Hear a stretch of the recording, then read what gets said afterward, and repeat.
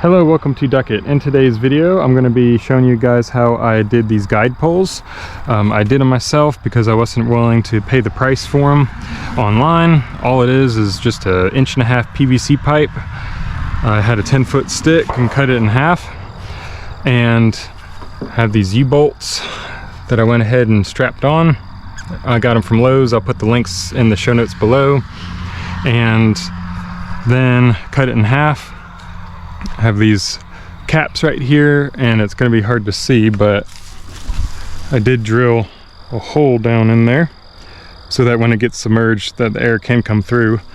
And then I put this reflector tape on it so that I could see at night, and also because I had a couple extra strips from when I just added it to the actual trailer itself. Look over there, over there. But what I'm doing today, so I've already mounted these, and it does have screws, by the way, that are in here too, just for extra support. But today I'm going to be bending it again, because when we put this frame on, it's going to be overhanging a little bit too much, and I don't want the bar to be hitting into this. So I'm going to show you guys how I did it in the first place, and then how I'm fixing it this time. This was only $20 from Harbor Freight.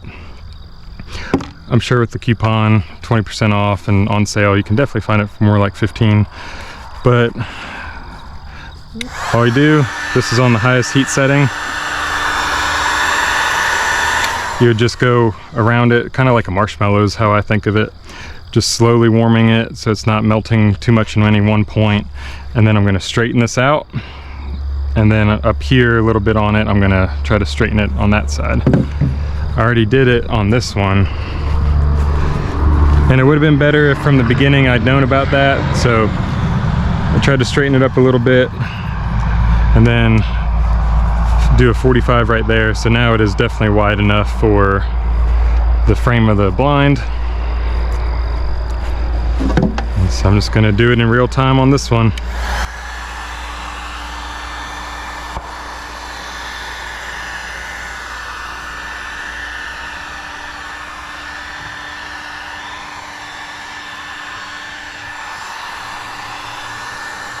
And I'm going to be trying not to melt this at all, because this thing can get pretty hot.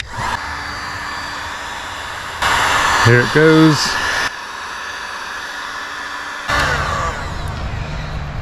So I do let it cool on this part, just so it can harden. And then when I go to torque it up a little bit higher and I crank on it, it's not going to rebend right there. So I'm going to let it dry just for a minute. Or cool down, I should say, not dry, but let it cool down just for a minute.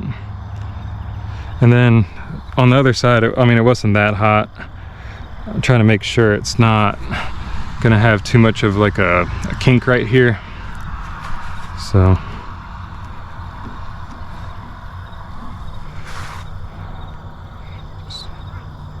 just hold it there for a minute. And then just repeat. I'm gonna say probably about right here.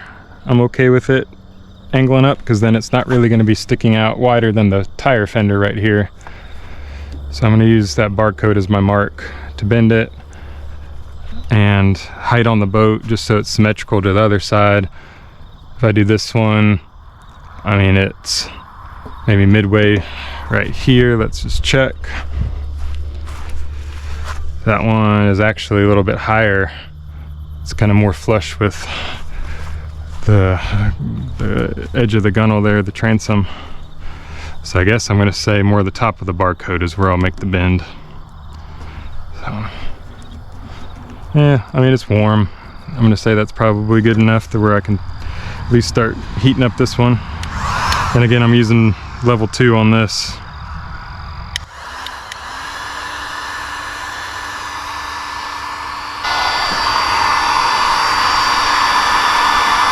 Getting a little bend, and then I don't want it to all be right there, so I'm going to go up a little bit.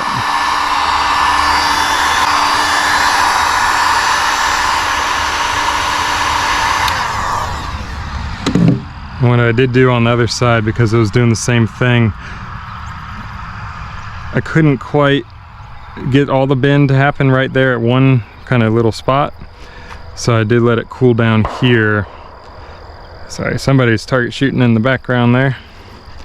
I'm gonna let it cool down a little bit here and then do one more kink just above it. And then again, that's definitely gonna be wider than the boat frame here, because I'd hate for these to get caught, especially on some days where it's really windy, really wavy.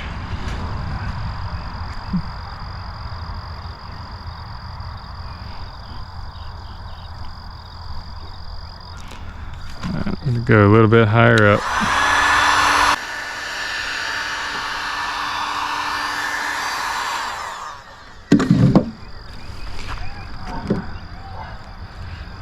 There's a little bit more.